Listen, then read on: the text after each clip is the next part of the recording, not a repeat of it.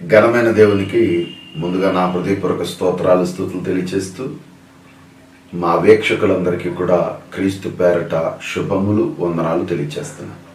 మరొక దినాన్ని దేవుడు మనకు ప్రసాదించాడు. ఈ ఉదయకాల ధ్యానములో భాగంగా సామెతల గ్రంథాన్ని మనం ధ్యానిస్తూ ఉన్నాం. మీరందరూ ఎంతో ఆసక్తిగా తిలకించడమే కాక చక్కటి కామెంట్స్ కూడా చేస్తున్నారు, మమ్మల్ని ఎంతగానో ప్రోత్సహిస్తున్నారు. మీకు శుభములు కలుగును గాక. ఆమేన్. మరొకసారి పల్ల విచారణంతో ప్రభుని స్తుతించి మనం వాక్యంలోనికి వెళదాం. కొనియాడతరమే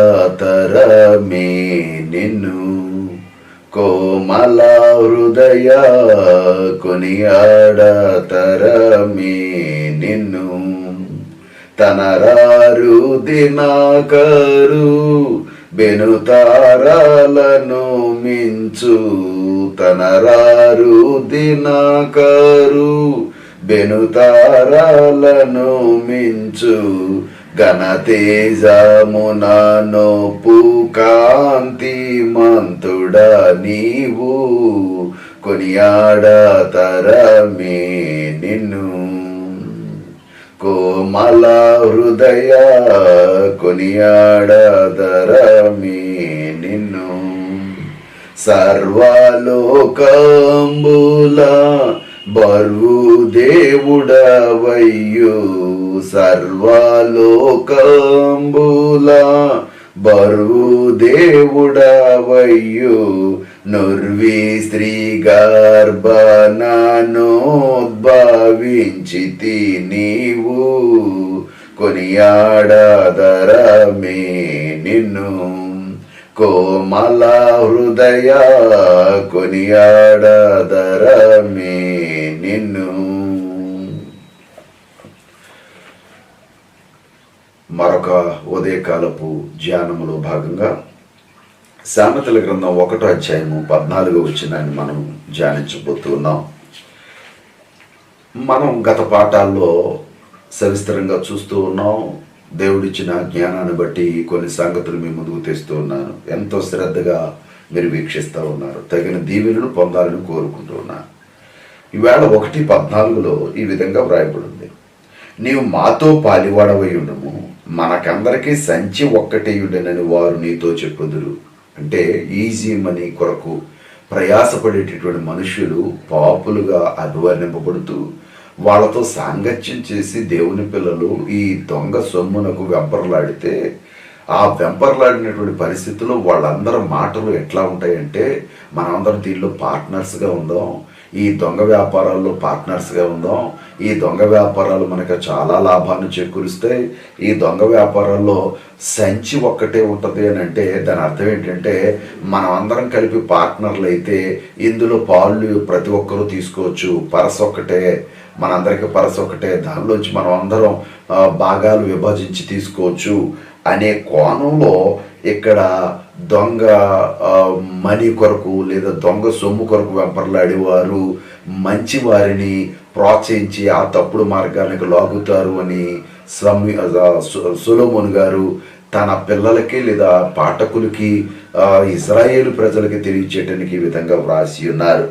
మనం ఈ విషయాన్ని గమనించినట్లయితే పార్ట్నర్షిప్ మీకు ఇస్తామని అంటారట, వాళ్ళు పరసొక్కటే అని చెప్తారట, మాతో పాలివాడవై ఉండు అని చెప్తారట, బిజినెస్లో మాతో కలిసి రా అని చెప్తారట, నిర్దోషులు ప్రాణాలు తెద్దాం, అనేక మంది సొమ్ముని మనం దోచుకుందాం, మనం అభివృద్ధి చెందుదాం, ఈ లగ్జరీ చేద్దాం అని చెబుతారట.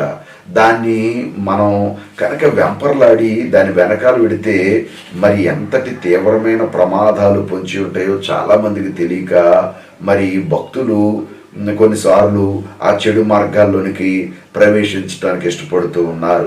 మన విషయాల్ని మనం గమనించినట్లయితే ఆ సంపాదన ఎంతటి ప్రమాదకరమైందో ఒక మాట చెప్పాడు. సామెతల గ్రంథం 11:18 ఈ మాట వ్రాయబడి ఉన్నది, భక్తిహీనుని సంపాదన వారిని మోసము చేయును. ఇంతకుముందు రోజు పాఠంలో చెప్పుకున్నాం, అది ఖచ్చితంగా ప్రాయశ్చితం కోరుతుంది. దొంగ మనీ, ఈజీ మనీ ఏదైతే ఉందో అది ఖచ్చితంగా ప్రాయశ్చితం కోరుతుందట, ప్రాణం విషయంలోనే ప్రాయశ్చితం కోరుతుందట. అందుకని మీరు ఎప్పుడైనా చూసారో లేదో ఇలాంటి దొంగ వ్యాపారాలు చెడు కార్యక్రమాలు చేసే చోట ఎక్కువ ప్రాణహత్యలు జరుగుతూ ఉంటాయి. మర్డర్లు జరుగుతూ ఉంటాయి. ఎందుకంటే అవి ఆ సొమ్ము అలాంటిది, అది ఖచ్చితంగా ఎవరొకరు ప్రాణాన్ని తీయమంటదట, అలాంటి చిత్తం కలిగిందట అది. అందుకని చెప్పాడు 11:18 ఈ మాట రాయబడి ఉంది, భక్తిహీనుని సంపాదన వారిని మోసము చేయును, నీతిని విత్తువాడు శాశ్వతమైన బహుమానమునందును అన్నాడు. నీతితో సంపాదిస్తే శాశ్వతమైన బహుమానం వస్తుంది అని ఒక మాట తెలియచేయబడిందండి. ఇప్పుడు మనం గమనించినట్లయితే 4:17 మరొక మాట మనకు తెలియచేయబడుతుందండి. 4:17 ఈ విధంగా, సామెతల గ్రంథం 4:17, కీడు చేత దొరికిన దానిని వారు భుజింతురు. ఎవరు అనంటే భక్తిహీనులు. మనం 14 చదివితే 4:14, భక్తిహీనుల త్రోవను చేరకము, దుష్టుల మార్గమున నడువకము, దాని యందు ప్రవేశింపక తప్పించుకుని తిరుగు అని అన్నాడు. దాని నుండి తొలగిపో, ఇలాంటి చెడ్డ త్రోవల్లో నువ్వు తొలగిపో. అట్టి వారు కీడు చేయనిది నిద్రింపరు, ఎదుటి వారిని పడతులేనిది వారికి నిద్ర రాదు. అలా ఎన్నో కుటుంబాలను నాశనం చేసి సంపాదించిన సంపాదన చేత వారు, ఇక్కడ చెప్పాడు 17 కీడు చేత దొరికిన దానిని వారు భుజింతురు. కీడు చేత దొరికిన దానిని వారు భుజింతురు, బలాత్కారము చేత దొరికిన ద్రాక్షారసమును త్రాగుదురు. బలాత్కారము చేత దొరికిన ద్రాక్షారసం త్రాగుతారటండి. కీడు చేత వారు, ఇదంతా కూడా మనం అర్థం చేసుకోవాలి. ఆ సొమ్ము పనికిరాదు, దాని ద్వారా వచ్చే ఆహారం తిన్నా, పానీయం త్రాగినా అది మనకి ప్రమాదానికి హేతువుగా మారిపోతుంది.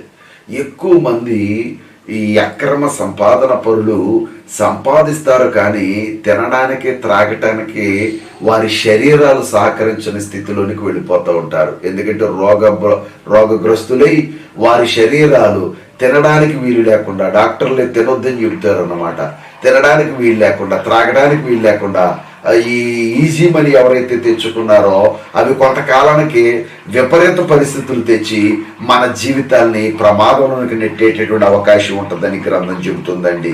ఇంకో మాట చెబుతున్నాడు 10:22 ఈ మాట రాయబడిందండి. 10:22 అక్కడ ఏమని రాయబడిందంటే, యెహోవా ఆశీర్వాదం ఐశ్వర్యం ఇచ్చును, యెహోవా ఆశీర్వాదము ఐశ్వర్యం ఇచ్చును, నరుల కష్టము చేత ఆశీర్వాదము ఎక్కువ కాదు అని అన్నాడండి. ఎంత గొప్ప మాట ఇది!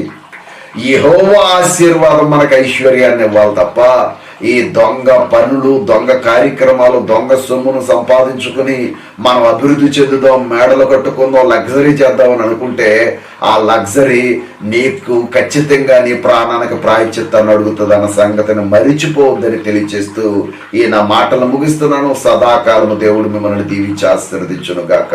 ప్రార్థించుకుందాం. సర్వశక్తి కలిగిన మా ప్రియ పరలోకపు తండ్రి, మరొక ఉదయకాలాన్ని మీరు మాకు ఇచ్చారు. స్తోత్రాలు, స్తుతులు. ఈ ఉదయకాల ధ్యానములో నాయనా నిండు మెండు దీవెనులు బిడ్డలపై కుమ్మరించండి.